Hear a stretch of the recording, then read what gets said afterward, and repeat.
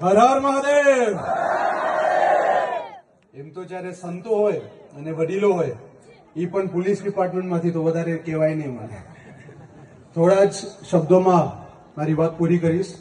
અગત્યની વાત યુવરાજસિંહ બાપુએ બહુ સારી રીતે કીધું કે જમાનો અલગ હતો, સમય બીજો હતો। પ્રજાવત્સલ મહારાજા સાહેબે સૌ પ્રથમ જ્યારે રજવાડું આપ્યું, અમે બધાને એ ખ્યાલ છે, પણ એ પણ અમે સ્વીકારીએ છીએ કે આજના સમયમાં ભાઈ ભાઈ વચ્ચે ભાદણ થાય છે। બાપુએ કીધું કે અમે કોઈને પેન નથી આપી શકતા, અમે બધા એ સ્વીકારી લીધું છે, પણ આપણે હવે એ બદલવાની જરૂર છે। તો મને એક વિનંતી છે અને આશા છે કે આ વાત અમે બદલશું અને એકતાથી અમે કામ કરશું। બે ભાઈઓ બાંધે એની જગ્યા બે ભાઈઓ સાથે રહે અને સમાજને સુધારે એ વધારે અગત્યનું છે।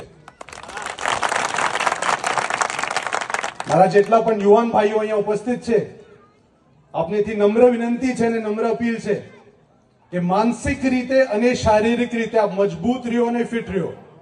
બાપુએ બહુ સારું ઉદાહરણ આપ્યું કે મહાકુંભનું જ્યારે ઇન્ટરનેટમાં ચેક કરતા હતા લોકો વધારે પાકિસ્તાનમાં કરતા હતા, પણ આપણું ફોકસ એ છે, આપણું ધ્યાન। બાપુ આપની વાત 100% સાચી છે, પણ મારી એક લાગણી છે કે અમારું જે કોમ્પિટિશન છે એ ચાઇના અને અમેરિકા હોવું જોઈએ। પાકિસ્તાન જેટલી આબાદી તો આપણા ઉત્તર પ્રદેશમાં જ છે।